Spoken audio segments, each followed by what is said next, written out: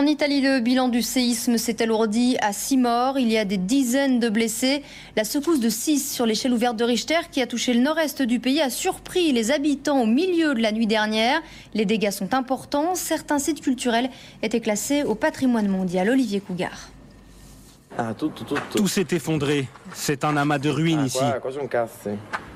Sous les yeux de ce jeune homme, un spectacle de désolation. Les plus anciens édifices du village de San Felice del Panaro n'ont pas résisté aux secousses.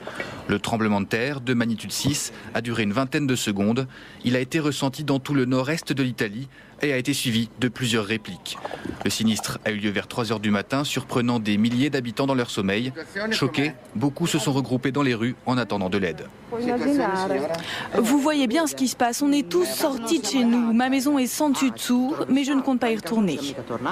Les secours concentrent également leurs recherches dans les nombreux complexes industriels de la région d'Émilie-Romagne.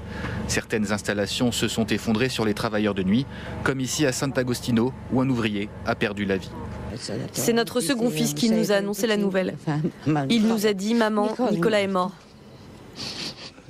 J'ai regardé à la fenêtre en me disant que ce n'était pas vrai, qu'il allait revenir à la maison. Cette nuit, les centraux téléphoniques des pompiers ont été saturés par les appels de milliers de victimes paniquées. Les Italiens ont en effet encore en mémoire le sinistre souvenir du 6 avril 2009, date du terrible séisme de l'Aquila, qui avait fait plus de 300 victimes. On reste en Italie où l'enquête s'oriente vers la piste d'un acte isolé après l'attentat de Brindisi. 2 suspects ont été interrogés. L'explosion survenue devant un lycée a tué une adolescente de 16 ans et blessé 5 autres personnes. Les précisions de notre envoyé spécial Gwenaëlle Bellec.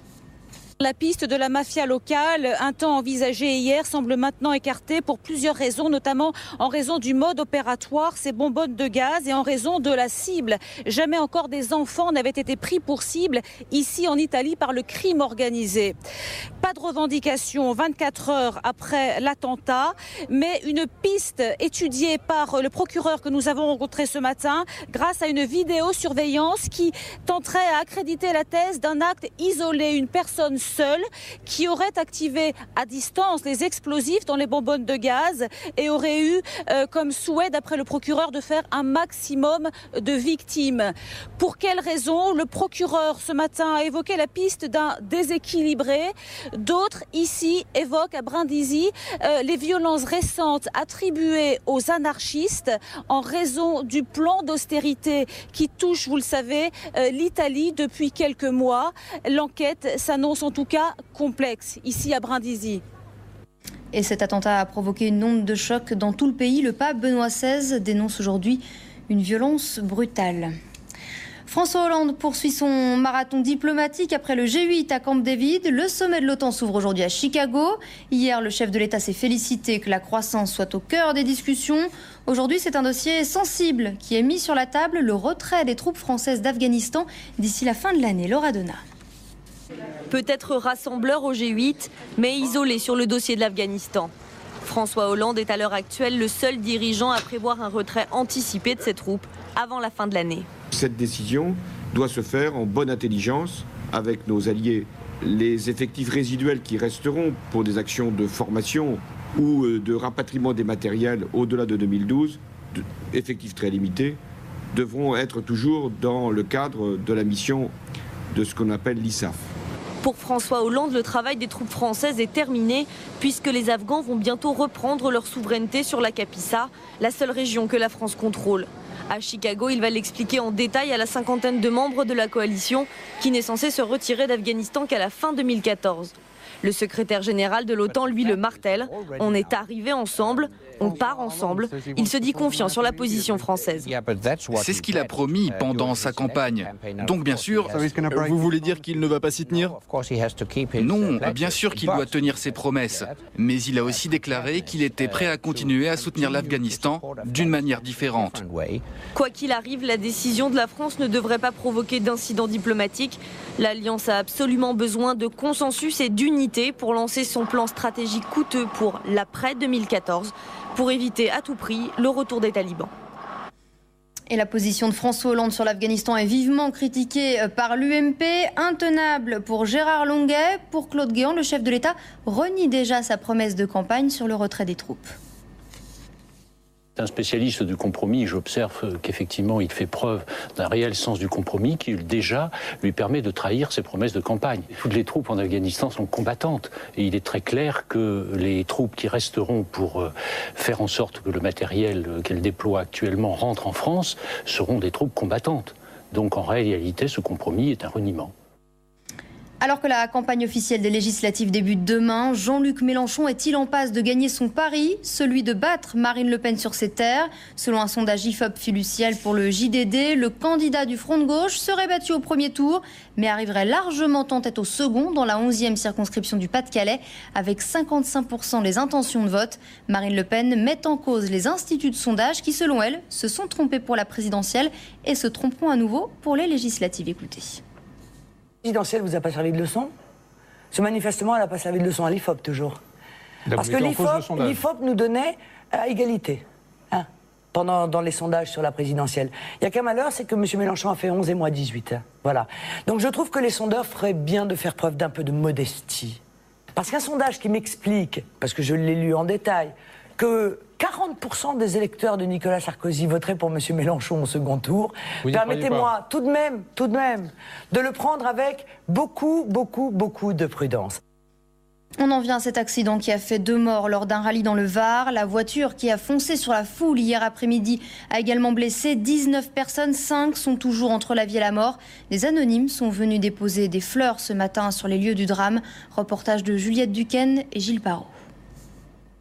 Voici la voiture responsable de l'accident. Les dégâts montrent l'ampleur du choc. Dans cette vidéo amateur, on voit que le pilote a raté le virage à droite. La voiture a foncé tout droit sur la foule. Bilan 2 morts, 18 blessés, dont 5 graves. Les gens étaient projetés par la voiture, quoi. C'est arrivé très vite. Vous savez, sur une tronçon comme ça, c'est minimum 150, tranquille, ça va vite. On est tous secoués, ouais. On est tous secoués. Moi, j'étais avec mes 3 petits-enfants. On s'est mis à un moment donné derrière un arbre et je ne me sentais pas non plus en sécurité totale. Une enquête a été ouverte pour déterminer les causes de l'accident. Selon l'organisateur du rallye, les spectateurs avaient le droit d'assister à la course de cet endroit. Tous les moyens de sécurité étaient sur place avant. La spéciale, l'épreuve a été validée par l'organisation, par le responsable de la sécurité, c'est par moi-même, ainsi que par le capitaine de gendarmerie. Difficile aujourd'hui de savoir si le pilote a fait une erreur ou si la voiture a eu un problème mécanique. Cette course réunit des pilotes amateurs mais expérimentés. Ça doit faire ça fait au moins 15 ans qu'il en fait, je crois. Oui, c'est quelqu'un qui a fait énormément de courses. C'est pas quelqu'un qui débute dans le rallye, pas du tout. Alors pour l'instant, le pilote a été placé en garde à vue. Il a été transporté à l'hôpital parce qu'il était particulièrement choqué. Et nous n'avons pas d'autres éléments à cette heure sur les déclarations qu'il a pu faire puisqu'il n'a pas encore été entendu. La 2e journée de rallye a bien sûr été annulée. 5 personnes, dont 2 mineurs, sont toujours blessées grièvement avec un pronostic vital engagé. Et la ministre des Sports, Valérie Fourderon, est revenue sur ce drame en début d'après-midi. Pas de décision hâtive, dit-elle, mais un travail de fond sur la sécurité des épreuves automobiles. Écoutez. Aujourd'hui, pas de décision, comme je viens de le répéter, de façon brutale. Ce n'est pas ma méthode de travail. Commençons par analyser les circonstances de ce drame et par travailler avec l'ensemble des acteurs pour voir si les mesures qui existent aujourd'hui ont été suffisantes. Les sports avec les pilotes de la Ligue 1 ce soir. Qui, de Montpellier ou Paris, sera sacré champion de France? Il suffit d'un nul à Auxerre pour que les Montpelliérains décrochent le titre. Les Parisiens doivent quant à eux gagner à Lorient et espérer surtout un faux pas de Montpellier. L'heure est donc aux tout derniers entraînements. On en vient à cette information qui vient de nous parvenir. Ce naufrage au large de l'île de Mayotte, il y aurait au moins 5 morts et 15 disparus. Pas plus d'informations pour le moment, nous y reviendrons dans nos prochaines éditions. On va terminer avec une image, celle de l'homme de la semaine, si l'on peut dire. Après l'introduction en bourse de Facebook, Mark Zuckerberg s'est marié et il l'annonce bien évidemment sur le réseau social avec une photo de lui en costume qu'on devrait voir dans quelques instants, ce qui lui est peu habituel. Une information qu'il partage donc avec 14 millions d'abonnés. Camille Collin. Lui qui avait eu l'audace il y a quelques jours de se présenter devant les investisseurs en sweat capuche, a pour l'occasion revêtu le costume traditionnel. L'annonce est publiée sur son profil Facebook, photo à l'appui. Mark Zuckerberg, marié à Priscilla Chain.